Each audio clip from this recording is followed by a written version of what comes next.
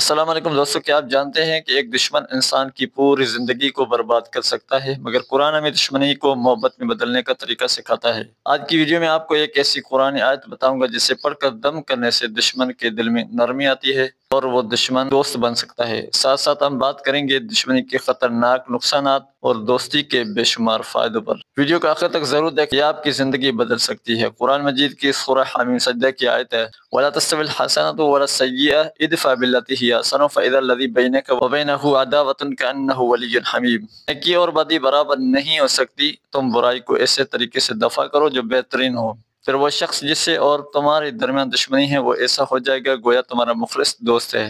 دوستو، یہ وہ روحانی نسخہ ہے جس پر اگر دل سے عمل کیا جائے تو دشمن کا دل پگھل سکتا ہے۔ اس آیت کو روزانہ صبح و شام پڑھ کر دم کریں اور دل میں دعا کریں کہ اللہ آپ کے دشمن کے دل میں نرمی ڈال دے۔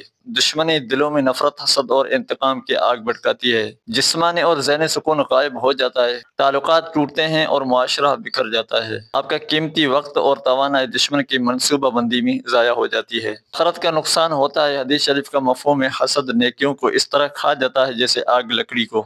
صلح کرنے سے دل کا سکون ملتا ہے اور ذہن ہلکا ہو جاتا ہے۔ اللہ تعالیٰ کی مدد نازل ہوتی ہے کیونکہ اللہ صلح کو پسند کرتا ہے۔ سماجی تعلقات مضبوط ہوتے ہیں، آپ کی شخصیت میں وسعت آتی ہے، لوگ آپ سے متاثر ہوتے ہیں۔ رسول اللہ صلی اللہ علیہ وسلم نے فرمایا، افضل صدقہ یہ ہے کہ تم اپنے اس بھائی سے صلح کرو جس سے تم ناراض ہو۔